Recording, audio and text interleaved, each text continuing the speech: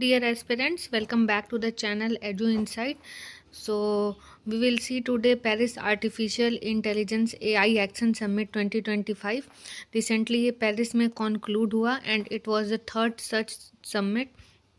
So in today's generation artificial intelligence बहुत important है और इसलिए इसके चांसेस भी बढ़ जाते हैं UPSC prelims and other state exam के क्या कहते हैं प्रीलिम्स में आने के लिए.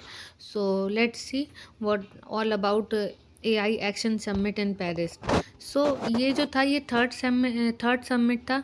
इसके पहले जो है वो Bletchley park and Bletchley park summit UK में 2023 में एंड सियोल में हुआ था साउथ कोरिया 2024 में. ब्लैटस्ले पार्क डिक्लेरेशन में टोटल 28 कंट्रीज़ ने पार्टिसिपेट किया था and they advocated for safe human centric and responsible AI.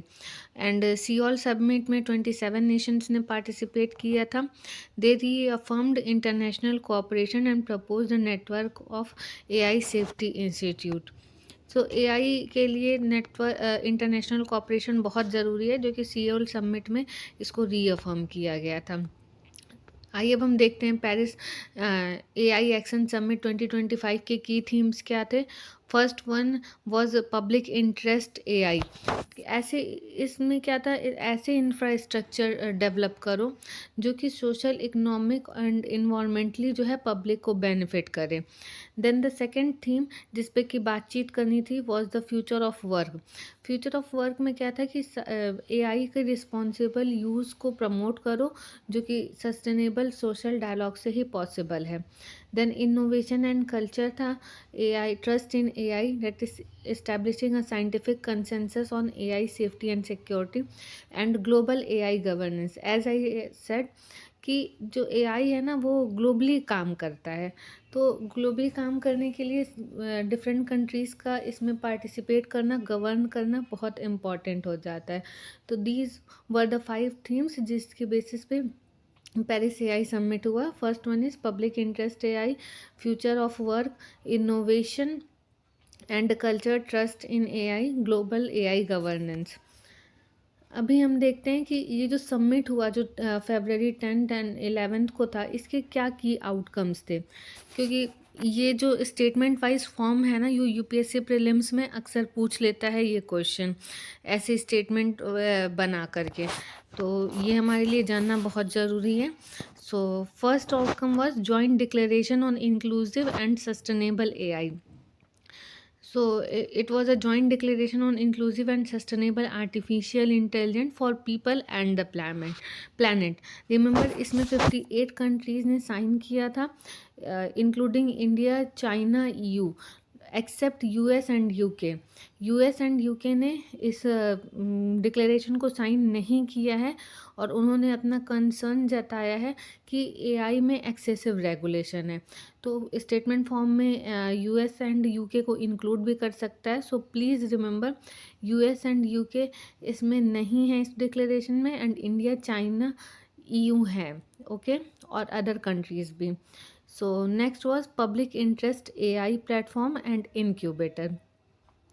ये प्लेटफॉर्म बेसिकली लॉन्च किया गया पब्लिक एंड प्राइवेट के एआई एफर्ट में जो गैप है उसको ब्रिज करने के लिए, क्योंकि इट इज़ नॉट पॉसिबल कि पब्लिकली आप एआई पे सारे साइट्स डेवलप करें या सिर्फ प्राइवेट पार्टी ही सारे साइट करे. तो इसलिए एक जो ब्रिज है ना दोनों में, जैसे फंडिंग को लेकर के और अदर जो एफर्ट्स हैं, तो वो ब्रिज को बनाने के लिए, दोनों के गैप को बंद करने के लिए ये इनक्यूबेटर लॉन्च किया गया है, ताकि एक ट्रस्टवर्दी सिस्टम बनाया जा सके जिसमें कि कैपेसिटी बिल्डिंग हो, ट्रांसपेरेंसी हो और फाइनेंसिंग हेल्प हो. सो नेक्स्ट की आउटकम था human centric AI and global priorities. आजकल वैसे भी एआई का बहुत ही ज़्यादा मिस यूटिलाइजेशन हो रहा है, like deep fake and all. तो एक ऐसी एआई का इन्वायरमेंट बनाना जो कि एथिकली भी एथिकल हो, सेफ हो और इन पब्लिक को हार्म ना करे, और जितने भी इसमें चैलेंजेस जो हैं वो सब एड्रेस करना, ये इस आउटकम में के अंदर आता है। ठीक है, okay. So next was alignment with existing multiple multilateral AI initiative. अभी हम देख रहे हैं, जैसे कि हमने बताया कि एआई जो है वो अभी इंडिया वर्ल्ड में बहुत ही ज़्यादा डिमांडिंग और डेवलपिंग टॉपिक है। तो बहुत सारी एजेंसीज़ जो हैं वो उसको रेगुलेट करने के लिए अपने अपने प्लेटफॉर्म्स को उन्होंने क्रिएट किया है। फॉर एग्जांपल यूनेस्को का AI ethics recommendation, the global digital compact of UNGA, then African Union का एआई स्ट्रेटजी है, और ओईसीडी G7 एंड G20 जैसे ब्लॉक्स ने डिफरेंट फ्रेमवर्क बनाया है। सो पेरिस एआई समिट में ये बात की गई कि जितने भी ये मल्टीलेटरल एआई इनिशिएटिव्स हैं ना, इनके साथ अलाइंड होके काम करना, ना कि अलग अलग, क्योंकि इससे डिफरेंट रेगुलेशन होगा तो फिर कंफ्यूजन बढ़ेगी और फिर केओस होगा। तो इससे अच्छा है कि इनके साथ में अलाइंड होकर के एक हम ग्लोबल रेगुलेटरी फ्रेमवर्क बनाएं। सो इसमें इंडिया का इंस्टांस क्या था? India advocated open source and sustainable AI and emphasising clean energy and work for upskilling. See, AI के कोई भी टूल जनरेट करने की, एआई जो है बेसिकली एनर्जी डिमांडिंग एक प्लेट एनर्जी डिमांडिंग एक सोर्स है। Lots of energy are required to use AI. And then workforce upskilling की भी बात की इंडिया ने, सो डेट वर्क फोर्स जो है एफिशिएंटली वर्क कर सकें लेस टाइम में, एंड जो उनका मेंटल प्रेशर है ना वो भी रिड्यूस हो सके। सो एक प्लेटफॉर्म है GPAI जो 2024 में इंडिया ने लीड किया था, that was global partnership on AI. इसका एम था, जो कि इंडिया अभी भी इसको सपोर्ट करती है, कि GPAI को as a central platform setup करना for responsible AI development. So अभी हम देख रहे हैं ये जो ब्लेचले पार्क डिक्लेरेशन 2023 में हुआ था, उसका क्या इम्पोर्टेंस है। उससे पहले स्टेटमेंट में ये कंफ्यूज कर सकता है कि ब्लेचले पार्क जो है वो 2025 पेरिस एआई समिट का आउटकम था, बट रिमेंबर हमें ये याद करना होगा कि it was not the outcome of 2025 summit but 2023 summit. So क्या था इसमें?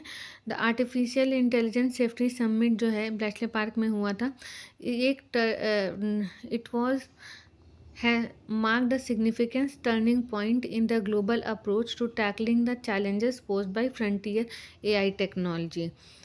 अब इसमें 28 कंट्रीज़ ने पार्ट किया था, including USA, China, India, European Union sign the Bletchley Park declaration at the first ever AI summit. Now let's see what is the frontier AI. Frontier AI is defined as a highly capable foundation generative AI models that can produce a realistic, convincing output such as text, image, audio or video on demand. So frontier AI एक ऐसा क्या कहते हैं platform है जहाँ पे आप ये जनरेटिव एआई यूज़ करके आप एक टेक्स्ट, इमेज, ऑडियो या वीडियो बना सकते हैं जो भी आपकी डिमांड हो। सो ये बहुत ही ज़्यादा कैपेबल है, और अभी फ़िलहाल तो इसका यूज़ बहुत ही ज़्यादा डिमांड में भी है। सो अभी पेरिस एआई समिट के साथ साथ में पैरेलली इंडिया एंड फ्रांस का second AI policy round table भी हुआ था, and it was organised by India's principal scientific advisers office IISc Bengaluru, India AI framework Paris alongside the AI. So key outcome क्या थे इसके? AI governance and ethics, same emphasis on responsible AI, equitable benefit sharing, techno legal framework and AI summit। फिर cross border AI collaboration भी था, कि इसमें data sovereignty पे focus करना है। See, data is the new oil, जैसा कि हमने सुना है। तो अगर सोवरेनिटी डेटा सॉवरेनिटी बहुत ही इंपॉर्टेंट हो जाती है एआई के टर्म्स में। Interoperable AI infrastructure and sovereign AI model addressing the lack of arbitration mechanism for cross border data flows. Third was AI for global challenges, that is integration of AI in multilingual models, federated computing and solution for global issues. Sustainable AI, promoting energy efficient AI models and responsible computing practices to mitigate AI high energy platform. So ये four जो थे आपके वो की outcomes थे, ये India and France का second round table का। नाउ कुछ फैक्ट्स जो हैं वो हम इम्पॉर्टेंट हो जाते हैं from the prelims point of view. तो what was the first fact? एक इंडिया और फ्रांस ने मिलके मार्सेली, जो कि फ्रांस की एक सिटी है, उसमें न्यू कंसुलेट खोला है। तो उसका इम्पोर्टेंस क्या है? इम्पोर्टेंस ये है कि वीर सावरकर ने वहाँ से भागने की कोशिश की थी 1910 में, but he was recaptured. And इसी भागने की वजह से फ्रांस और ब्रिटेन में लीगल इशू क्रिएट हो गया था, जिसको later on permanent court of arbitration ने सॉल्व किया था। Okay, so next fact is Bletchley. Bletchley का इम्पोर्टेंस ये है कि वर्ल्ड वॉर सेकेंड में जो भी कम्युनिकेशन होता था जर्मन, जापानीज और अदर एक्सिस पावर्स के बीच में, उस वो एक कोड में करते थे, जिनको ब्रेक करने के लिए कोड ब्रेकिंग एक टीम सेटअप की गई थी ब्लैचले पार्क में। और इसलिए ब्लैचले पार्क जो है is also considered as the modern computing, birth place of modern computing. Bletchley declaration हमने देख लिया, जो कि 2023 में हुआ था in first AI summit. GPI क्या है? Global partnership on AI. Okay,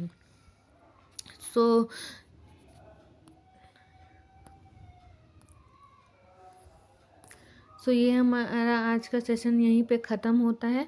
hope you like it, और कोई सजेशन है तो please advise and do follow religiously to crack the prelims, क्योंकि ये जो सारे मैं आपको टॉपिक बता रही हूँ वो करंट अफेयर्स और स्टैटिक दोनों इसमें कवरेज है।